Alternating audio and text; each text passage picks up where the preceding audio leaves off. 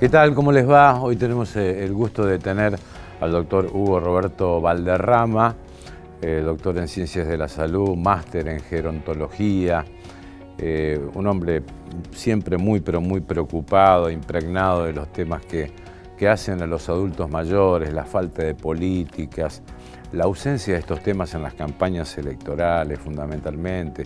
Si debe haber una política firme de los gobiernos o los estados frente a este tema, o tenemos que esperar algún cambio cultural, ¿no? La Organización Mundial de la Salud ha revelado datos realmente muy preocupantes sobre el maltrato a la vejez en distintos ámbitos, en el ámbito psicológico, en la discriminación, en todo lo que esto significa. El doctor Valderrama también es iniciador del movimiento de formadores de cuidadores de ancianos, ¿no? Y bueno, es una realidad y a su vez una paradoja, porque hay más longevidad en el mundo y a su vez hay menos derechos. Enseguida con el doctor Valderrama.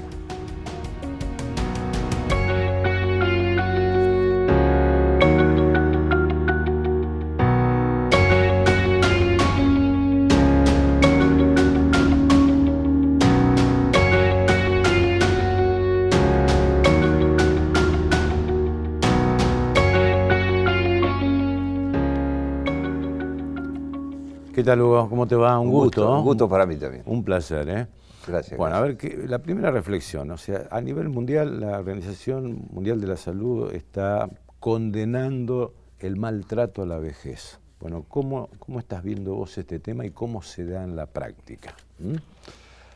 Este tema del abuso y maltrato a la vejez en realidad estalló desde lo gerontológico y se difundió a la sociedad más o menos en la década del fines del 70 y la década del 80.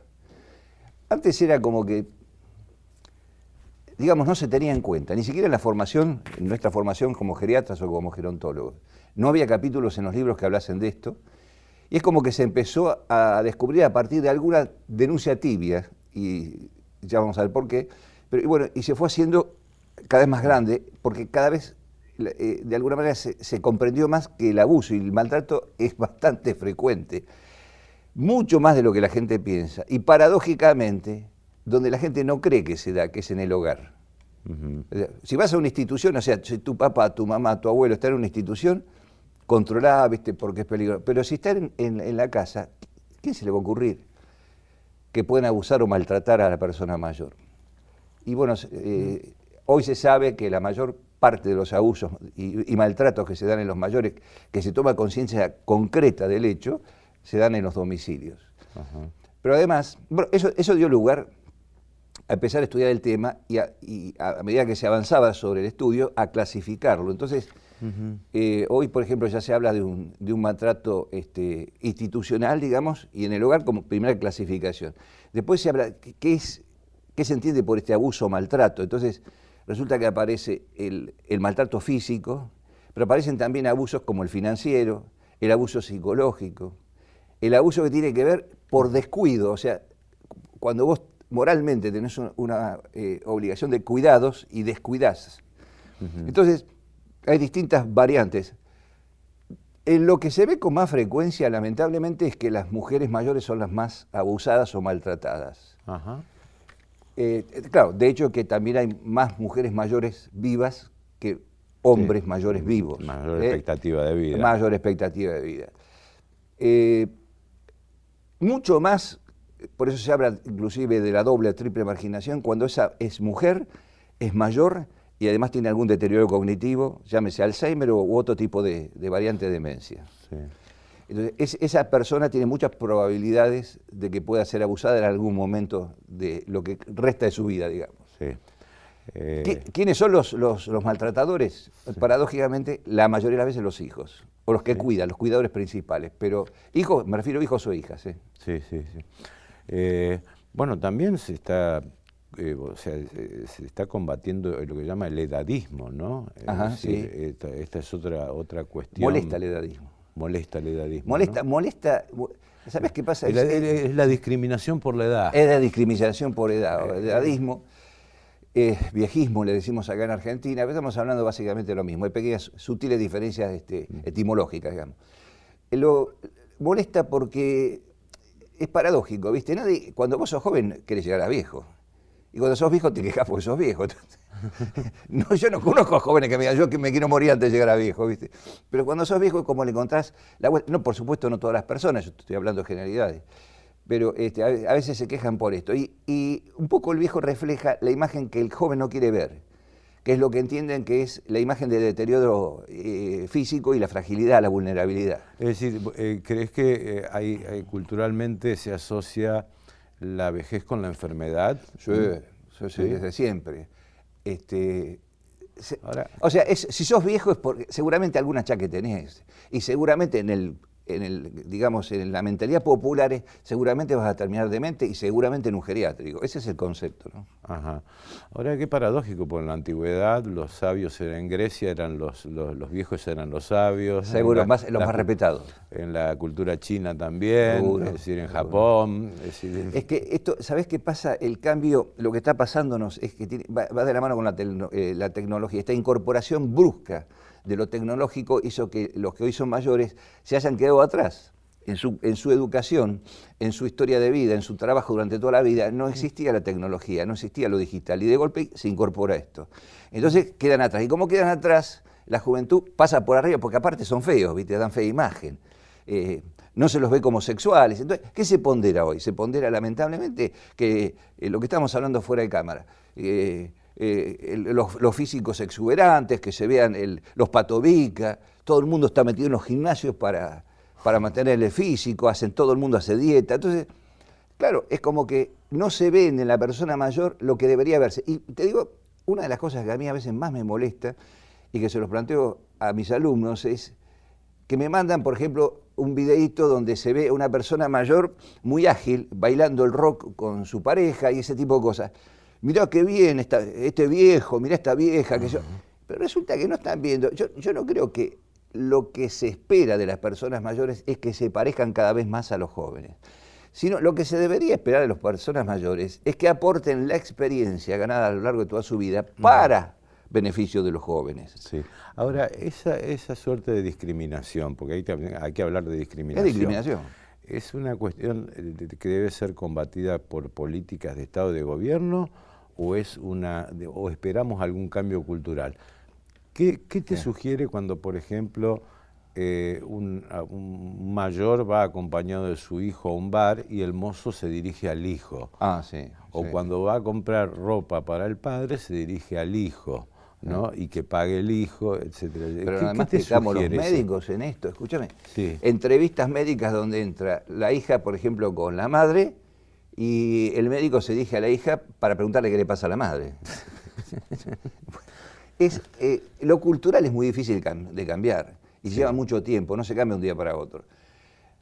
Yo creo que todo tiene que ver con la educación me refiero, es llegar a la población, así como estamos en este momento comentando este tema y que la gente que nos ve seguramente va a reflexionar sobre esto. Esto debería ser permanente. Ir desde lo político es básico, porque tengamos en cuenta que hay 7 millones de personas mayores que votan. Sí, que son ciudadanos. Y que se los eximen de votar. Y que encima se los eximen de votar un poco para... A partir de 70 no. Ya no, ya está. Si quiere que no va. Para que de 70 ya... Yo en este momento estoy a meses de cumplir los 70, o sea que ya estaría en el horno, ¿viste?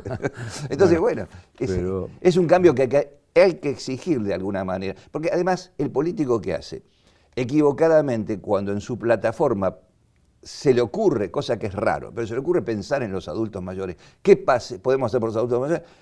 Lo meten en el área de salud, o sea, tienen desarrollado el área de salud y entonces le ponemos un médico de cabecera, le ponemos un servicio de emergencia, ya está listo. El problema del abuelo, solucionado. Ajá. Y no es así, y no es así. Sí, es una falsa visión tratar de abuelito, como acabas de decir. Por supuesto. Vos lo dijiste cariñosamente. No, por supuesto, pero que lo hacen así, justamente. Lo dije a propósito. Es pecado mortal en las licenciaturas universitarias, ¿no es cierto? Cuando hablamos de carreras de posgrado inclusive, en gerontología que el alumno hable de los abuelos, de los nonos. La abuelitud es algo que se puede dar o no se puede dar. O sea, vos en tu vida podés llegar a ser abuelo o no, pero eso no te marca como ciudadano. Vos sos un ciudadano mayor y así se te... O sea, la falta de respeto se da a veces en eso que se cree que la gente, que es acercamiento cálido, que decirte abuelo. Entonces yo siempre pongo el mismo ejemplo. Si a Susana Jiménez, no sé, de golpe vienen y le dicen abuela, yo no creo que se dé vuelta para ver quién le está llamando como abuela. Porque, claro, porque es una diva, entonces no es abuela.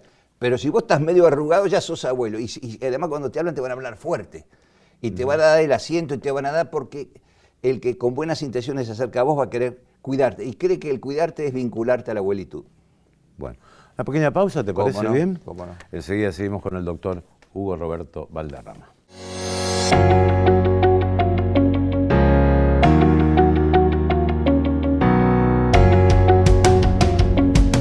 Seguimos con Hugo Roberto Valderrama, máster en gerontología, bueno, muy preocupado de lo que pasa con los adultos mayores, bueno, y hay una serie de temas que tienen que ver.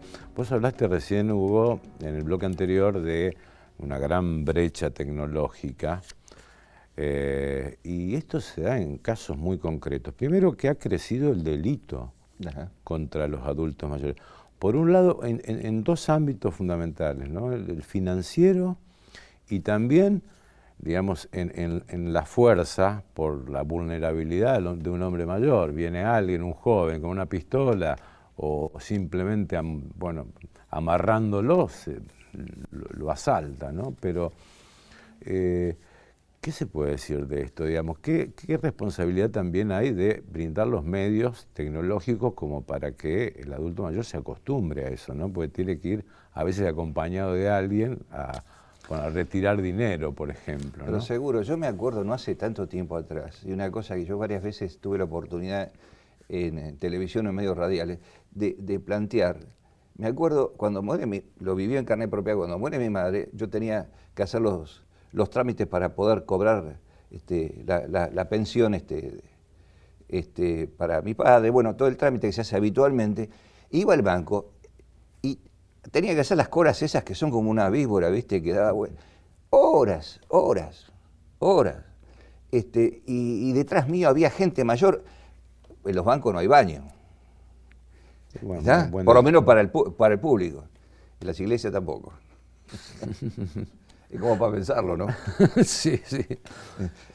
Porque tenés un público habitualmente de mucha gente mayor, en las dos instituciones. Sí. Entonces, pasaba que, claro, bueno, yo sufría ese problema y le decía, ¿cómo puede ser que ¿por qué no ponen turnos? Y bueno, después se empezaron a poner asientos y apareció el numerito que se ve y vos salís por lo menos se avanzó sobre eso.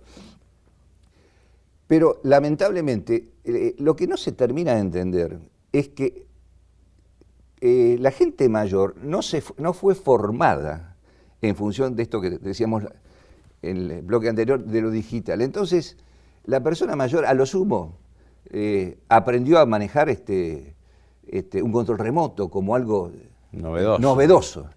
Porque antes la televisión era tac, tac, tac, ibas cambiando, tenías 1 o 2 canales y después era tac, levantarte. Bueno, eso ya fue novedoso.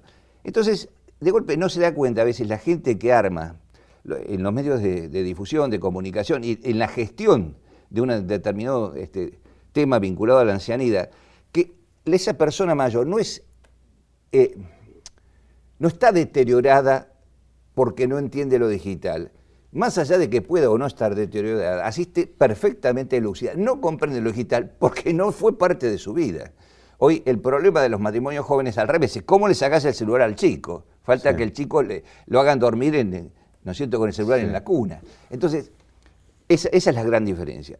¿Y qué pasó? Pasó, entre otras cosas, como planteas, que esto da lugar al abuso de orden financiero, donde por intermedio de esto de que no me contacto con lo digital, no sé lo que está pasando, mejor delego en alguien, en mi hijo, mi sobrino, hablemos del hogar, ¿no es cierto? En mi hijo, mi sobrino, en la persona de confianza, entre comillas, mía, que me haga el trámite, que me ayude, qué sé yo. Y a esto se agrega lo que viene de afuera, el tipo que te llama desde una cárcel, como todos sabemos, diciéndote que vos vas a recibir una vacuna que te tenés que anotar y te empiezan a sacar datos. Entonces, hoy el abuso financiero, más que el físico, es el que más se da.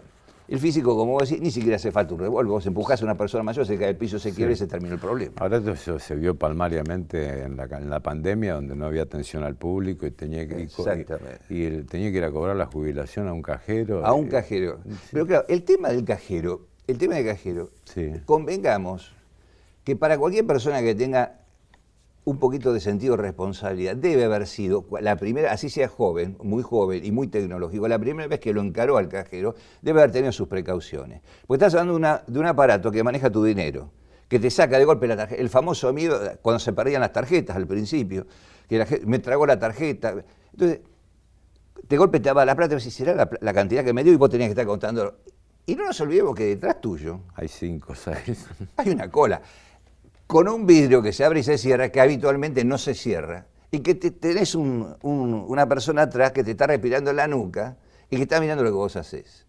Entonces, y después tenés que teclear y volver a teclear y volver a teclear y te da pasos y pasos y pasos. La persona con algún problema en la vista o simplemente artrosis, temblores propios de la edad o con enfermedades como Parkinson, es imposible que lo pueda manejar. Entonces eso le genera temor, incertidumbre, angustia, sensación de no poder hacerlo. Y ahí recurren, a veces se dan vueltas y le dicen, me ayuda, y siempre hay alguien con ganas de ayudar, ¿viste? Entonces, pero además de eso, lo llamativo, lo que a mí más me dolió en el 2020, en plena pandemia, como decías vos, es que el gobierno no lo viese. Y cuando las personas mayores tenían que ir a cobrar, creyese que todo el mundo iba a los cajeros y iba así, y se iba a llevar la plata, todo. Pero es imposible. Es lo mismo que pasó en la ciudad de Buenos Aires cuando en una de las etapas, ahora parece mentira, pasa el tiempo y uno se va olvidando exactamente las fechas, pero se tenía que vacunar a la gente, viene la vacuna y se comunica que vengan las personas mayores a vacunarse y le ponen un horario, supongamos 7 de la mañana. A las 7 de la mañana estaban desbordados porque desde las 5 de la mañana ya estaba toda la gente haciendo la cola. Porque sepamos que la persona mayor, si el banco abre a las 7, va a ir a estar a las 6. Es así, es cultural. Sí, pero también es una crueldad, ¿no? Pero por supuesto. Pero también hay una gran responsabilidad en algunas instituciones de este tema, ¿no? Porque te llaman por teléfono a un adulto mayor, le dicen, mire, le hemos concedido un crédito importante, a bajo interés, un préstamo importante, tiene que darnos su número de home banking. Bueno, y después lo estafan, cibernéticamente lo estafan. Sí. Es decir, y en otros tiempos los bancos te pedían hasta un análisis de sangre para darte algo de plata. Por supuesto. Y hoy en día, bueno, llega el pobre jubilado y le limaron los ahorros. Tal cual. O su sueldo, lo que sea, ¿no? Pero además el jubilado fue toda su vida, cuando iba al banco y se acercaba a la ventanilla, había una señorita o un señor que amablemente, muchas veces a veces por el nombre, hola, ¿cómo anda don Juan? ¿Cómo anda doña Rosa? Porque ya se conocían, si salimos un poco de las grandes ciudades, y donde sabían que venía a cobrar su jubilación. Entonces, era un trámite hasta grato para el jubilado, donde veía que esa persona que lo conocía o no lo conocía, pero se notaba que lo respetaba, le contaba y mostraba los billetes, y recién ahí se los daba. Entonces, se iba con una tranquilidad, que hoy el cajero no te la da. Entonces yo no es que esté en contra del cajero, yo lo que no entiendo, no termino de entender, es cómo cuando la gente planifica una gestión importante como esta, estamos hablando de 7 personas mayores, la masa jubilada en el país, que no se tengan en cuenta estas cosas y se espere de que, no sé, que baje, no sé, Bill Gates a entrar al cajero, no sé qué creen que va a pasar. Y bueno, por supuesto no pasó, entre otras cosas, no sé, y va a seguir pasando, la gente va a seguir teniendo miedo al cajero. Es inseguro el cajero. Sí, ahora, hablando de jubilados, ¿qué pensás de subir la edad jubilatoria? Fíjate lo que pasó en Francia, con la resistencia a Macron, con esta idea, ¿no? ¿Qué pensás de subir la edad jubilatoria? Mira, hay gente cuando se jubila que está... A mí no me pasó lo que te voy a decir, pero sé que es así. Hay gente que está esperando jubilarse porque no ve la hora de terminar de trabajar en lo que ha trabajado toda su vida. No tenía la suerte que tuve yo de trabajar siempre en lo que amé. Entonces, al revés, para mí la jubilación me complicó la vida, porque sigo con la energía que tenía cuando empecé a dedicarme a esto. Entonces, entiendo que hay gente que lo espera y gente que no. Entonces, si de golpe el que desea jubilarse, de golpe le pasa que le aumentan 1 año, 2 años, 3 años, le va a doler, pero no va a salir a quemar autos y demás. Cuando se queman autos en función de los viejos hay que desconfiar de esto, porque nuestros mayores no queman autos. Nuestros mayores no cortan las calles. Entonces, cuando vos ves, como pasó en la época de Macri, los famosos piedrazos por el tema de la reforma jubilatoria, sí. Siempre eso es... Hay otro tipo de interés político está metido detrás de eso. No tiene que ver en sí con la mentalidad de la persona mayor. La persona mayor tiende a... Sí se queja, porque a veces se queja para adentro, pero sí se queja, lo hace, te diría, con altura, lo hace con respeto por el otro.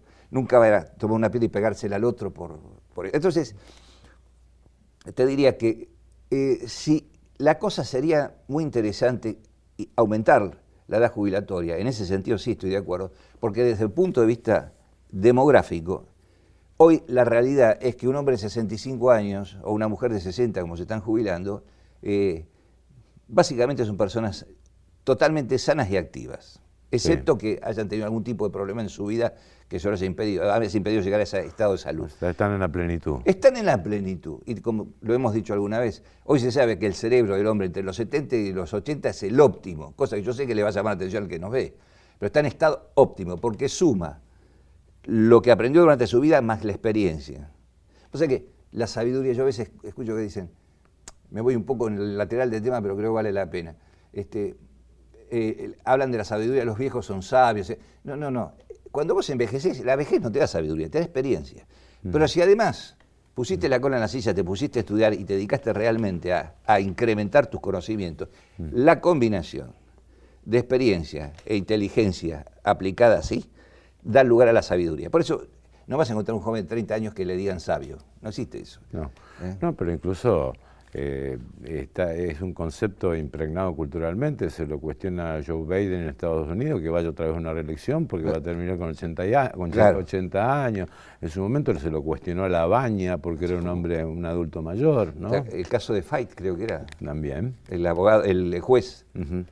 Claro. De Suprema Corte. De la Suprema Corte. Corte. El adulto mayor, y para ir cerrando esta interesante charla, ¿es consciente que incluso puede definir hasta una elección? No. Lamentablemente no, que justamente está el... O sea, es que en el padrón de Santa Fe hay sí, varias personas mayores de 100 años. Pero seguro, en todo el país hay mayores de 100 años. Sí. Hace muchos años atrás, uno de los interventores de PAMI, no me acuerdo del apellido, este hombre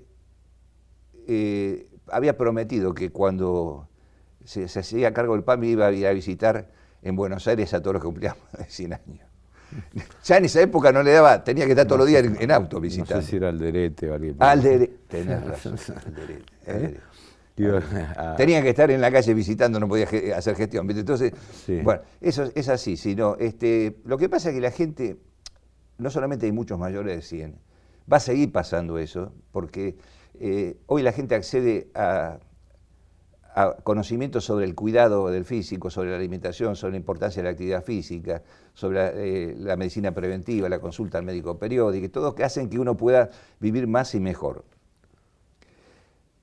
Pero lamentablemente la persona mayor no toma conciencia, lo que vos me planteabas del voto, es de que los mayores somos más de 7 millones de personas en el país, y que si todos tomásemos conciencia que seguimos siendo ciudadanos, y en vez de pasar a ser la clase pasiva, nos constituimos en lo que somos, que es en ciudadanos mayores, y funcionamos en actividad y vamos a emitir el voto, sea por quien sea que cada uno decida votar, eso puede solucionar muchos de los problemas que hoy sufren las personas mayores, porque los que nos están viendo por televisión cuando vamos a votar, los que aspiran a gobernar, vean en la fila, en la cola que se hace para emitir el voto, vean que está lleno de personas mayores. Si algún día pasase eso, Dios quiera que sí, van a empezar realmente a legislar y pensar mucho antes de tomar la decisión de meter la manito en el ANSES, por ejemplo.